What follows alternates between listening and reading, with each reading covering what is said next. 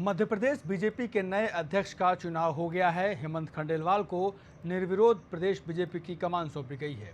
अपने नाम की घोषणा के तुरंत बाद हेमंत खंडेलवाल ने कार्यकर्ताओं को संबोधित तो किया ही, साथ ही कांग्रेस को चुनौती भी दे डाली।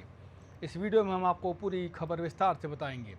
सबसे पहले तो उन्होंने कार्यकर्ताओं को साफ लहजे में या कहें चेतावनी भरे लहजे में कहा कि जो दाएं बाएं होगा उसे दिक्कत आएगी।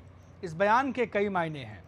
मतलब जो नेता या कार्यकर्ता पार्टी लाइन से हटकर काम करेगा या बयानबाजी करेगा, उसे पार्टी से बाहर का रास्ता दिखाने में ज़रा भी देर नहीं की जाएगी। अपने पहले संबोधन में कार्यकर्ताओं को स्पष्ट संदेश देते हुए खंडेलवाल ने कहा कि पार्टी को समर्पित हर व्यक्ति का सम्मान होगा और पार्टी से जो दाएं बाएं होगा उसे दिक्कत आएगी। कार्यकर्ताओं का उत्साह बढ़ाते हुए खंडेलवाल ने यह भी कहा कि क्षमता और लगन वाले हर कार्यकर्ता को काम मिलेगा। समाज बीजेपी से अच्छे आचरण की उम्मीद करता है और हमारी जिम्मेदारी है कि हम जनता की भावना के अनुरूप अपना आचरण करें। वहीं उन्होंने कांग्रेस को चुनौती दी डाली और साफ लहजे में कहा कि बीजेपी में अध्यक्ष के तौर पर एक ही व्यक्ति का नामांकन सामने आया। बीजेपी में जैसा अध्यक्ष पद का चुनाव हुआ, कांग्रेस अगर वार्ड का भी चुनाव करा ले तो हम उनका सम्मान करेंगे।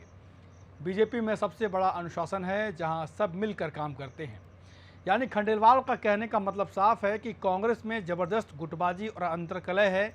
वो वार्ड का चुनाव भी बिना लड़ाई झगड़े के नहीं करा सकते।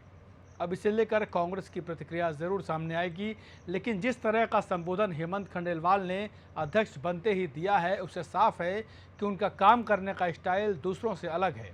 उनकी आक्रामकता और विज़न क्लियर नज़र आ रही है और शायद यही वजह है कि सत्ता और संगठन में उन्हें इतनी बड़ी जिम्मेदारी दी है। बीडी भाई साहब ने जो पार्टी को जो चाहिए उसको पहुँचाया, उसको कायम रखते हुए और आगे ले जाना है। हमारे मुख्यमंत्री जी आदरणीय मोहन यादव जी के साथ सत्ता संगठन का समन्वय रहे और हम आम जन के काम, कार्यकर्ताओं के काम और अच्छे से कर सके। हम लोगों की जो उम्मीद है उस पर खरे उतरे, ऐसा मेरा प्रयास है। अब एक सवाल ये उठता है कि आखिर खंडेलवाल को ही बीजेपी ने अध्यक्ष पद के लिए क्यों चुना। तो इस बारे में भी आपको बताते हैं कि क्या कुछ समीकरण बने हैं। दरअसल एक ऐसा नेतृत्व चाहिए था जो संगठन और सरकार के बीच सेतु का काम कर सके, और हेमंत खंडेलवाल इसी बीच की कड़ी हैं। इनका व्यवहार कार्यकर्ताओं और नेतृत्व दोनों से सहज है। मुख्यमंत्री मोहन यादव और संगठन मंत्री के बीच बेहतर तालमेल के लिए उन्हें आगे लाया गया। जो कहते हैं वो दिखाई देता है। हम सब भारतीय जनता पार्टी के कार्यकर्ता होने के नाते से आपके माध्यम से प्रदेश में भी और देश में भी संदेश देते हैं। इस लोकतंत्र की रक्षा के लिए राष्ट्रीय स्तर के दल अपनी भूमिका, अपनी विचारधारा परिप्रेक्ष्य में और केवल सरकार बनाने के लिए न केवल अपनी भूमिका अदा करे, बल्कि सरकार के माध्यम से लोक कल्याणकारी राज्य के अंदर राष्ट्रभक्तों की भी फौज खड़ी करेगी। इसलिए हमारी पार्टी इस समान भाव को लेकर आगे बढ़ती। दूसरा कारण है सामाजिक संतुलन। खंडेलवाल का संबंध वैश्य समाज से है, जो मध्य प्रदेश में बीजेपी का पारंपरिक समर्थक तो है, लेकिन नेतृत्व में भागीदारी कम रही है। 31 साल के बाद ऐसा पहली बार है कि जब पार्टी इस वर्ग को राजनीतिक पहचान देकर 2028 और 29 के लिए मजबूत संदेश देना चाहती है कि बीजेपी सबको साथ कर चलती है। तीसरा है संघ से रिश्ता। हेमंत खंडेलवाल का आरएसएस से गहरा नाता है। वो अनुशासन, कार्यभावना और विचारधारा से जुड़े हुए नेता हैं।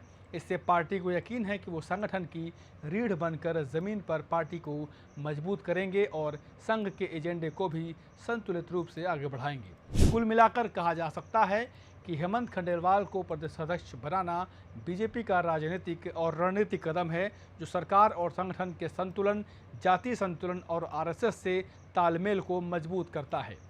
हेमंत खंडेलवाल का निर्विरोध चुना जाना सीधे तौर पर 2028 की विधानसभा चुनाव की बिसात है, जहां बीजेपी फिर से शानदार बहुमत के साथ वापसी चाहती है। हालांकि चुनौतियां भी कई हैं जिनका सामना उन्हें करना पड़ेगा, तो वो इसे कैसे पार पाते हैं ये आने वाला वक्त ही बताएगा। फिलहाल इस खबर में इतना ही। बाकी की खबरों के लिए आप जुड़े रहिए हमारे साथ।